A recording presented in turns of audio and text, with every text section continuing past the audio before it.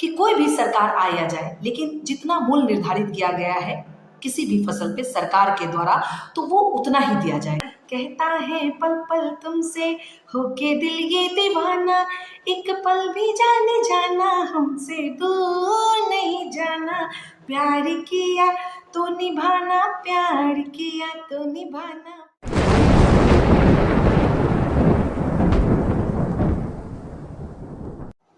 नमस्कार, मैं आरती राय आप सबका स्वागत करती हूँ आपके अपने होस्ट और दोस्त आफ्ताब परवेज के इस यूट्यूब चैनल माय डियर जिंदगी में। जैसे तो आप सब जानते हैं कि मेरा जो परिचय है वो भारतीय राष्ट्रीय कांग्रेस की महिला कार्यकर्ता के तौर पे है, और इन दिनों हमारी पार्टी का एक पूर्व में जो हमने किया था भारत जोड़ो यात्रा, उसी का दूसरा भाग जो मणिपुर से लेकर मुंबई तक जा रही है, उसको हमने नया नाम दिया है भारत जोड़ो न्याय यात्रा।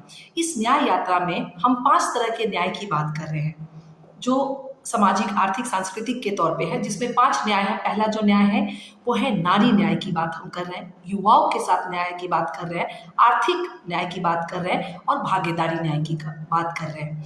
युवाओं के न्याय में मैं इस पे थोड़ा सा बात करना चाहूँगी कि किस तरह से हम युवाओं को न्याय दे सकते हैं। तो मैं अपने पहले या दूसरे वीडियो में भी युवाओं से संबंधित न्याय के बारे में बहुत विस्तार से मैंने बात किया है कि किस तरह से ये मौजूदा जो सरकार है युवाओं के साथ नाइंसाफी कर रही है, जिसका एक जीता जागता उदाहरण है अग्निपथ जैसी योजना, जिसमें 4 साल के लिए भारतीय वायुसेना, जल सेना और थल सेना में युवाओं को लिया जा रहा है, और 4 साल बाद उनको फिर बोल जा रहा है कि आप घर चले जाओ। इसके लिए हमारी पार्टी ने एक जय जवान करके अभियान चलाया है, जिसके अंतर्गत जो वर्ष 2021-22 के बाद, जो 2022 में भारत सरकार द्वारा इंट्रोड्यूस किए गए अग्निवीर योजना को, उसको खत्म करने की मांग की। प्लस उस दौरान जब हम लोग कोविड के दौरान में थे, उस समय जो नौजवानों को अस्थायी तौर पे जो नियुक्तियां ली गई थी, उसको पूरी तरह से स्थगित करके और अग्निवीर के माध्यम से कहा गया कि हम लेंगे। लेकिन उस दौरान जो लोगों ने तीनों सेनाओं में भर्ती ली थी, उनकी संख्या 1.5 लाख के करीब है।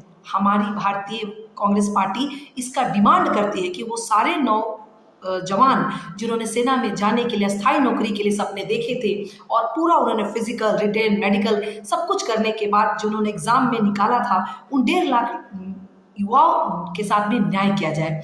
इस तरह से हम न्याय की बात करते हैं।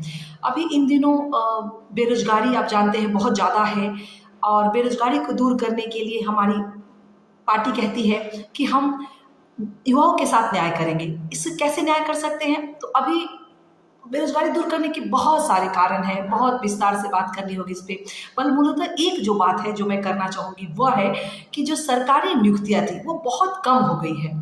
अभी एक आंकड़े के अनुसार पूरे भारत सरकार में 30 लाख पद खाली है, वो पद तुरंत भरे जाए, अतिशीघ्र भरे जाए। इन सारे माध्यमों से हम कह सकते हैं कि हम युवा न्याय की बात करते हैं, और मेरी पार्टी पूर्णजोर इसका समर्थन करती है कि जितना से जितना जल्द हो सके जो नवयुवक अग्निपथ के माध्यम से आए थे, उनको अग्निवीर के अलावा जो पूर्व में 2020-21 में हुई थी, उनको भी भारतीय सशस्त्र बल में शामिल किया जाए, ताकि उनके साथ कोई अन्याय ना हो। दूसरा हमारा न्याय है महिलाओं के खिलाफ। आप देख रहे हैं किस तरह से महिलाओं के साथ अत्याचार दिन प्रतिदिन बढ़ता जा रहा है, जिसका जीता जागता उदाहरण आप मणिपुर ले सकते हैं। मणिपुर जल रहा है, और हमारे भारत के प्रधानमंत्री का उस पर किसी तरह का कोई बयान नहीं आया है। 9 महीने हो गए, वो उसी तरह से है। तो हम कहते हैं कि महिलाओं के न्याय में बात करते हैं। अभी कुछ दिन पहले हमारी सरकार द्वारा महिला रिजर्वेशन बिल को लाया गया भारत सरकार के द्वारा। इसका हम पुरजोर समर्थन करते हैं, लेकिन इसको अति शीघ्र लागू किया जाए। और जैसा अभी तक सरकार की रूल है, उससे शायद वो बहुत दिन बाद लागू होगा, तो हम चाहते हैं कि वो जल्दी लाएं। महिलाओं को 33% का आरक्षण सबसे पहले हमारी सरकार पंचायत में राजीव गांधी की सरकार ने दी थी। तो इस तरह से हम जो बात करते हैं महिलाओं के साथ न्याय। एक भागीदारी की न्याय है, जिसे हम श्रमिक न्याय, भागीदारी की न्याय, आर्थिक न्याय भी हम बात करते हैं। वो आर्थिक न्याय कैसा हो? तो आर्थिक न्याय ऐसा हो कि इन दिनों जो मौजूदा सरकार है वो पूरी तरह से ऐसा लगता है जैसे उद्योगपति को फायदा करे। देश के जितने जो हमारे सरकारी उपकरण हैं, जैसे कि जो भी है VLCL गेल, जो पोर्ट है, ट्रांसपोर्ट है, रेल है, बहुत सारी जो सिस्टम है जिसपे इंफ्रास्ट्रक्चर है, उसका एक हिस्सा जो है वो हमारे देश के उद्योगपतियों को दे रही है। ऐसा हमारा मानना है कि नहीं, उनके ठेकेदारी पर जो नौकरी की जाती है उनको रोका जाए।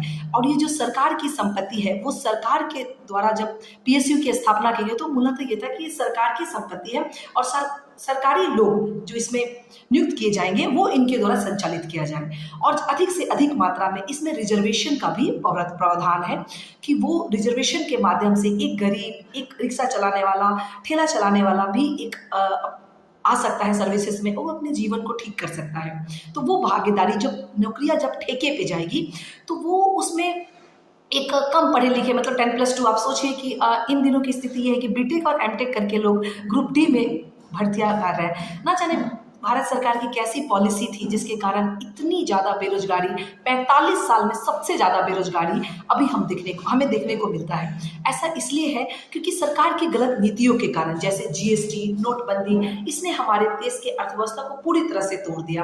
और ना जाने जो सरकारी पद रिक्त भरे हैं, जब से ये सत्ता में आई है तब से ना जाने सरकारी पद को उतनी मात्रा में क्यों नहीं निकालती है। जो कि अब मैं एक छोटा सा एग्जाम्पल, IBPS, इसकी स्थापना माननीय पूर्व वित्त मंत्री चिदम्बरम साहब ने की थी, जिसमें से वर्ष 2012-13 का मैं कह सकती हूँ कि इस IBPS में 30 लाख 40 लाख भर्तियां आती थी। आज के डेट में उस IBPS में 8,000 5,000 आती है।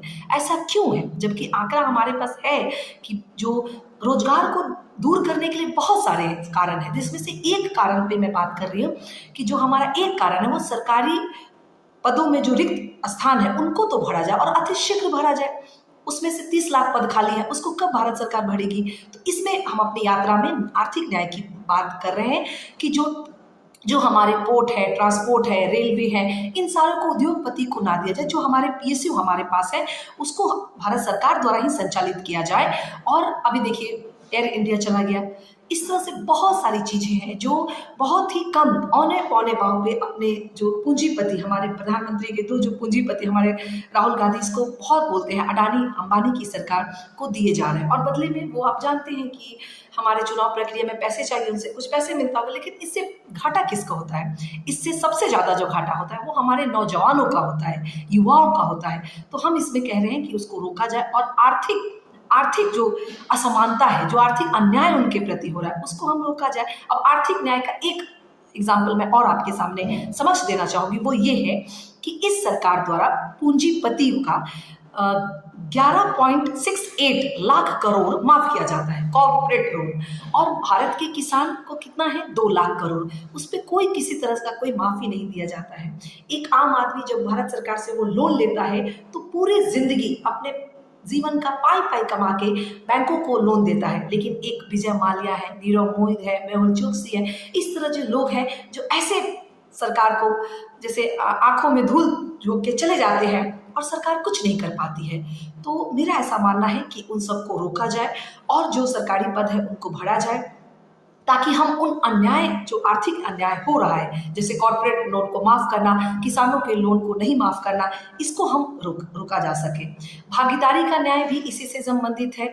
हर व्यक्ति के पास कोई काम हो, जैसे आप समझ सकते हैं कि अभी बोकारो में कुछ दिन पहले हमारे राहुल गांधी उनसे मिले, मजदूरों से। उन्होंने कहा कि हमें पहले परमानेंट यहाँ नौकरियां दी जाती थी, कॉन्ट्रैक्ट पे नहीं। आज वो कॉन्ट्रैक्ट पे है, तो कॉन्ट्रैक्ट सिस्टम को खत्म किया जाए। कॉन्ट्रैक्ट सिस्टम को खत्म करने का मतलब क्या है कि जैसे उसके कुछ शेयर, मतलब जैसे पहले था वहाँ पे परमानेंट एम्प्लॉय होते थे, वो ग्रुप डी के ही होते थे लेकिन परमानेंट होते थे। आज उन्हें जैसे भिलाई हो गया, दुर्गापुर हो गया, बोकारो स्टील अथॉरिटी, इन सारे जो सरकारी कंपनियां हैं उनको बचाए रखना है, उनमें ठेकेदारी जैसी व्यवस्था को खत्म करना है और सरकारी माध्यम से ही उसमें नियुक्ति करना है। अगर हम सरकारी माध्यम से करेंगे तो जो हमारा आरक्षण जिसे हम कहते हैं, हमारे पार्टी का एक बहुत बड़ा वादा कि हम अगर सत्ता में आएंगे तो हम आरक्षण के हिसाब जनगणना कराएंगे और उसमें जिसकी जितनी भागीदारी होगी उसके हिसाब से हम उनका हक देंगे। तो अगर ये PSU जब खत्म हो गए तो उसमें सबसे ज्यादा जो हक मरेगा वो हमारे आर्थिक रूप से पिछड़े हुए वर्गों का, जिसमें SC ST OBC, ये सब जातियों का। तो हम चाहते हैं कि वो बना रहे। हर युवाओं के हाथ में काम हो और जिसकी जितनी संख्या है उसके हिसाब से भी उनको काम, हमारी सरकार अगर सत्ता में आएगी, अगर देश की जनता ने हमें 2024 में मौका दिया, इस विषय पे मैं आगे भी बहुत बात करती रहूँगी। ये काम केवल और केवल मुझे ऐसा लगता है कि हमारी सरकार ही कर सकती है। तो ये कुछ रही बातें जो अभी इस न्याय के साथ हमारी पार्टी अभी आगे बढ़ रही है। पूरे भारतवर्ष में हमारा एक मणिपुर से मुंबई तक यात्रा चल रही है, जिसमें हम आर्थिक न्याय की बात करते हैं, उसके बाद नारी न्याय की बात करते हैं, युवाओं की न्याय की बात करते हैं, सामाजिक न्याय की बात करते हैं, भागीदारी न्याय की बात करते हैं। ये कुछ बातें हैं, उस पर आगे भी मैं बात करती रहूँगी। अभी के लिए बस इतना ही। और चूँकि मैं हमेशा जाते जाते कुछ गुनगुनाती हूँ, तो उसी के साथ मैं गीत गुनगुनाना चाहूँगी आप सबके समक्ष। आगे भी बात करते रहेंगे इस विषय पे। और वो गीत इस तरह से है, आप मुझे अच्छा लगेगा, आप सबको ये गाना बहुत अच्छा लगेगा। ये कुछ प्यार मोहब्बत से संबंधित गाना है और मुझे लगता है कि आप ज़रूर इसको एंजॉय करेंगे। गाना है, कहता है पल पल तुमसे होके दिल ये दीवाना, कहता है पल पल तुमसे होके दिल ये दीवाना, एक पल भी जाने जाना हमसे दूर नहीं जाना, प्यार किया तो निभाना, प्यार किया तो निभाना, प्यार किया तो निभाना, प्यार किया तो निभाना। Thank you.